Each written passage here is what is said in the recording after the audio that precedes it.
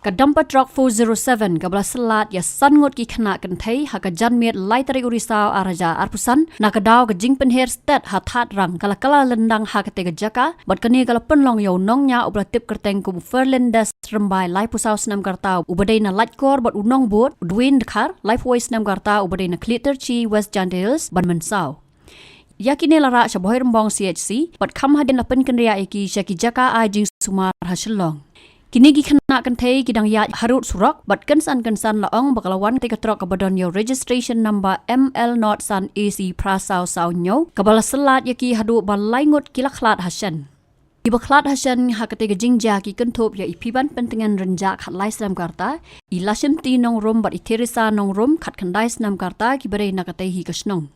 Yakini borot laingot la pendap postmortem ha civil hospital nongpo ha ka sautri urisau araja arpusan barla IT pat syaki bahyeng gi balawan ra pentap don buram yaki matahi kasngi. Ha kapor menstap jong ka sautri urisau araja arpusan iwei na ki Mynsaw kata iri dahun lang nongrom khatlai Islam karta ila Khlad no ha pedeng jing Sumar han Nazareth hospital hadien balawan ra ya i na bhoi rembong CHC badia ka basa jong i antap ha ka santari urisau araja arpusan. Iway pat ibala Mynsaw ide ibala tip kerteng kum iu parisa nongrom khat wais nam karta ibahdian ke jingpet banya habhoi rembong CHC la pelat ye i banlet no syeng. Kibor pulit ka Maulas Nai Police Outpost kila register mukaduma halor ke ni jingja bagi jing ta oket kadang ya chakmat ong ka Kyrwoh no SP Kyrwoh district.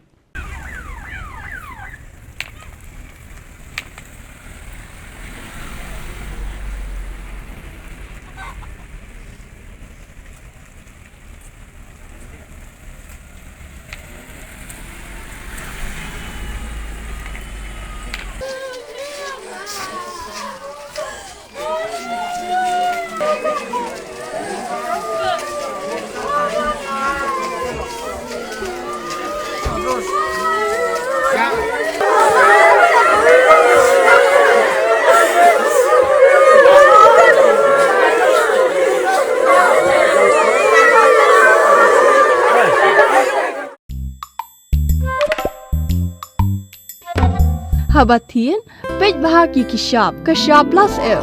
Ka plus F? Hakabam bangibam duna ki eki bataye kamet.